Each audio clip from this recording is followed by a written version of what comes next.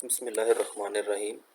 ये तो theory of automata हम पढ़ रहे हैं। आज हम इसमें पढ़ेंगे टीजी यानी ट्रांजिशन ग्राफ। जैसे हमने पहले एनएफए और टीएफए को पढ़ा था, बिल्कुल इसी तरह टीजी जो है ये भी एक लैंग्वेज को डिफाइन करने का एक हमारे पास तीसरा तरीका है।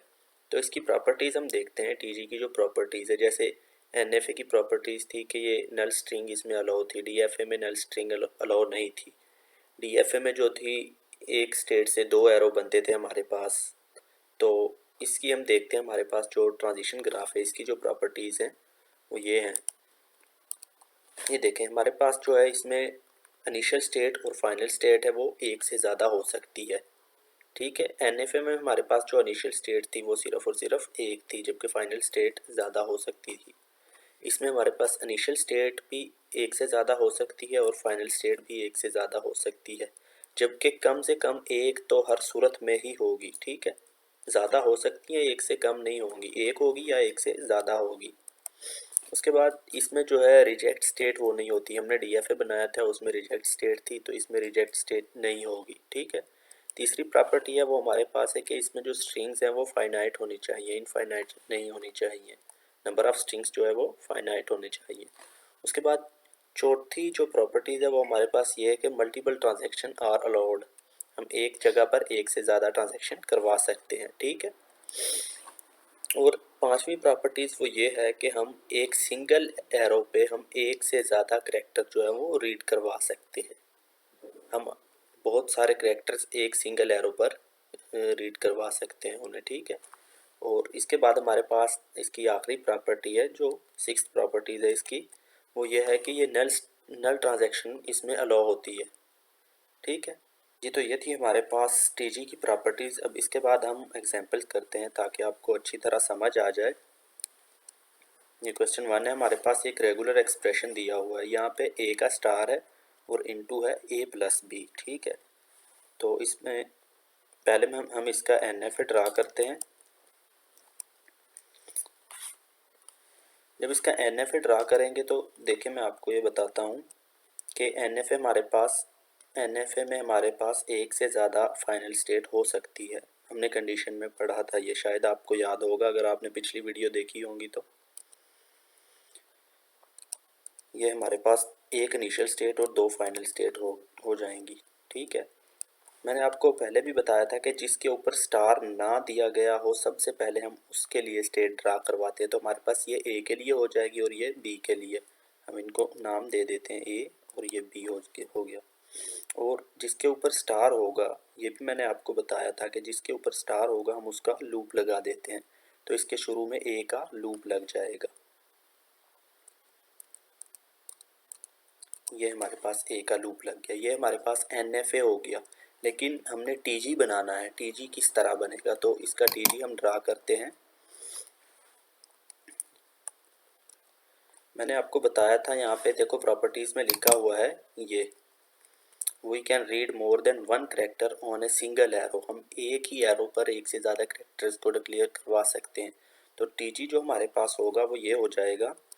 ये देखें,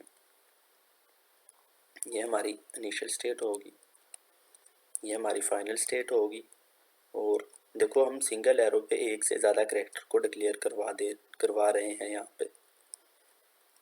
ये देखो ए, हम इस एरो से ए को भी रीड कर सकते हैं और बी को भी रीड कर सकते हैं, और शुरू में लूप आ जाएगा, ए का लूप आ जाएगा यहाँ पे। तो ये हमारे पास इस रेगुलर एक्सप्रेशन के लिए ये टी जी बन गया। इसके बाद इसकी नेक्स्ट एग्जांपल हम देखते हैं, कोई और क्वेश्चन करते हैं जी। तो अब हम एक और क्वेश्चन देखते हैं टी जी का। अगर हमारे पास सिग्मा जो है ए और बी का मतलब है कि हमारी जो स्ट्रिंग है वो सिर्फ ए और बी से बनेगी। ये क्वेश्चन 2 है हमारा। तो वो तमाम स्ट्रिंग्स जिनमें डबल ए आता हो वो हमने लिखनी है। सबसे पहले इसका रेगुलर एक्सप्रेशन देखते हैं हम। रेगुलर एक्सप्रेशन इसका आ जाएगा कि डबल ए, उन्होंने कहा हुआ डबल ए सेंटर में आ जाएगा और दोनों तरफ ए प्लस बी का होल स्टार आ जाएगा। ये देखें, डबल ए हमने लिख दिया और दोनों तरफ इधर भी ए प्लस बी का होल स्टार आ गया और इधर भी। टीजी के पिछले क्वेश्चन में भी हमने पढ़ा था कि हम एक एरो पर एक से ज़्यादा करैक्टर डिक्लेयर करवा सकते हैं। तो इसके लिए जो टीजी हमारे पास आएगा वो ये होगा, ये हमारे पास एक सिंगल एरो बन गई। ये सिंगल एरो इन दोनों ए के लिए है, इन दोनों ए को हम इस सिंगल एरो पर डिक्लेयर करवा देंगे। ठीक है, ये डबल ए यहाँ पे हो गया और एक हमारे पास इनिशियल स्टेट है और एक फाइनल स्टेट हो गई। तो अब देखिए हमारे रेगुलर एक्सप्रेशन में डबल ए से पहले ए प्लस बी का होल स्टार है और इसके बाद में भी ए प्लस बी का होल स्टार है। तो स्टार्ट में और यहाँ हमारी इनिशियल स्टेट पर और यहाँ लास्ट में हमारे पास जो हमारी फाइनल स्टेट है इधर ए प्लस बी का स्टार है, तो इसका लूप लग जाएगा ए और बी का लूप। ये शुरू में हमारे पास ए और बी का लूप लग गया और लास्ट में भी ए और बी का लूप लग जाएगा जी। तो इसके बाद हम एक और क्वेश्चन करते हैं, क्वेश्चन 3। इसमें हमारे पास रेगुलर एक्सप्रेशन है। यहाँ पे देखो रेगुलर एक्सप्रेशन उन्होंने दिया हुआ है, इसमें कहा है कि हमारी जो स्ट्रिंग है वो ए से शुरू होगी और उसके लास्ट में ए और बी कुछ भी आ सकता है, ये दोनों आ सकते हैं। देखिए ए प्लस बी का होल स्टार है, या फिर हमारी स्ट्रिंग जो है बी से शुरू होगी। इन दोनों में से एक कंडीशन होगी, इन दो कंडीशनों में से एक कंडीशन होगी, या तो हमारे पास ये कंडीशन होगी या ये कंडीशन होगी। ठीक है, जैसे हमने पढ़ा था NFA में कि हमारे पास एक से ज़्यादा जो है वो फाइनल स्टेट हो सकती हैं। तो इसमें हमारे पास एक से ज़्यादा फाइनल स्टेट है, तो इसका जो TG है वो हमारे पास ये आ जाएगा। ये इस वाले पार्ट के लिए ये जो हम TG बना रहे हैं, ये ए हमारे पास यहाँ पे आ गया। मैंने आपको पहले बताया था कि जिस करैक्टर के ऊपर स्टार ना दिया गया हो उसे सबसे पहले लिखते हैं और इसके बाद लास्ट में हमारे पास इसका लूप लग जाएगा ए और बी का। मैंने आपको बताया था कि जहाँ पर भी स्टार दिया गया हो तो हम अपने ग्राफ में उसका लूप लगाते हैं। ये हमारी इनिशियल और फाइनल स्टेट हो गई, ये हमारे पास लूप हो गया ए और बी का। तो अब हम एक और ग्राफ बनाएंगे वो इसके लिए। ठीक है, ये हमारे पास एक ही क्वेश्चन है, दो अलग-अलग क्वेश्चन नहीं है, ये एक ही क्वेश्चन है।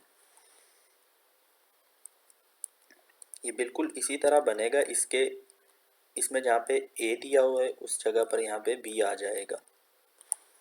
ये देखिए इस ए की जगह पर यहाँ पे बी आ जाएगा, बाकी ऐसा ही। इसमें हम इनिशियल और फाइनल स्टेट डिक्लेयर करवा देते हैं ये। ठीक है, तो देखो हमारे पास जो एक प्रॉपर्टी थी initial and final state can be more than one, हमारे पास ये प्रॉपर्टी थी TG की कि हमारे पास इनिशियल और फाइनल स्टेट एक से ज़्यादा हो सकती है। तो ये देखें हमारे पास यहाँ पे एक से ज़्यादा हमारे पास इनिशियल स्टेट है, एक ये है एक ये है, और हमारे पास एक फाइनल स्टेट ये है और एक ये है। तो इस ग्राफ को हम इस तरीके से भी लिख सकते हैं। ये देखो, इसे लिखने का एक और आसान तरीका है, हम एक ही एरो पे एक से ज़्यादा कंडीशन जो है ड्रा करवा देते हैं। ये देखें, ये ए ये बी यहाँ पे आ गया। ये लूप चूँकि लास्ट में ही है, अगर ए से हम जाएंगे तो भी लूप आखिर में और बी पे जाएंगे तो भी लूप आखिर में ही है। तो हम अपने TG को इस तरह से भी लिख सकते हैं जी। तो इसके बाद हम एक क्वेश्चन और करते हैं, अपना 4th क्वेश्चन। इससे मैं कोशिश करूँगा कि आपके तमाम कॉन्सेप्ट्स क्लियर हो जाए कि हमें TG की क्यों ज़रूरत पड़ती है। ये देखिए हमारे पास जो सिग्मा है, इसमें हमारे पास जो स्ट्रिंग बनेगी वो A, B और C इन 3 लफ्ज़ों से बनेगी, इन 3 अल्फ़ाबेट्स से बनेगी। ठीक है, हमारी स्ट्रिंग में ये 3 अल्फ़ाबेट्स हो सकते हैं। तो उन्होंने कंडीशन दी हुई है कि हमारी स्ट्रिंग में डबल A और C होना चाहिए। ठीक है, ये हमारे पास कंडीशन है। तो इसका जो रेगुलर एक्सप्रेशन होगा वो ये आ जाएगा हमारे पास। मैंने आपको बताया था कि जो वो हमें ऑलरेडी डिफ़ाइन करते हैं वो हम रेगुलर एक्सप्रेशन में सबसे पहले लिखते हैं।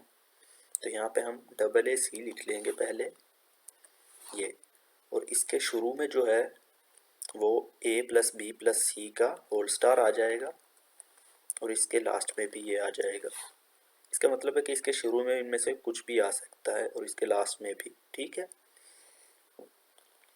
तो अब हम इससे हमें जो बनाना है वो ये है कि एक हम NFA बनाएंगे और एक TG। ये देखिए, तो इससे जो TG बनेगा वो तो आसान है और NFA जो बनेगा वो ज़रा कॉम्प्लिकेटेड है।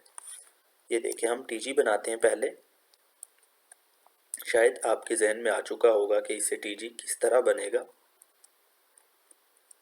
ये देखिए, सबसे पहले हम वो कंडीशन, वो स्टेट ड्रा करवाते हैं जिसके ऊपर स्टार नहीं होता। और TG का रूल है कि हम एक ही एरो पर मल्टीपल अल्फ़ाबेट्स डिक्लेयर करवा सकते हैं। तो हमारे पास AA और C, इनको इस एक एरो पर ही डिक्लेयर करवा देंगे, ठीक है। और इसके बाद जो है हमारे पास शुरू में लूप है A + B + C का, और लास्ट में भी यही लूप लगेगा। तो हमारे पास A, B और C का लूप लग जाएगा और हमारे पास फाइनल स्टेट पर भी यही लूप लगेगा। ये इन स्टेट्स को मैं नाम दे देता हूँ यहाँ से, इनिशियल और फाइनल स्टेट का। ये हमारे पास इनिशियल स्टेट हो गई और ये हमारे पास फाइनल स्टेट हो जाएगी। ये हमारे पास फाइनल स्टेट हो गई, ठीक है।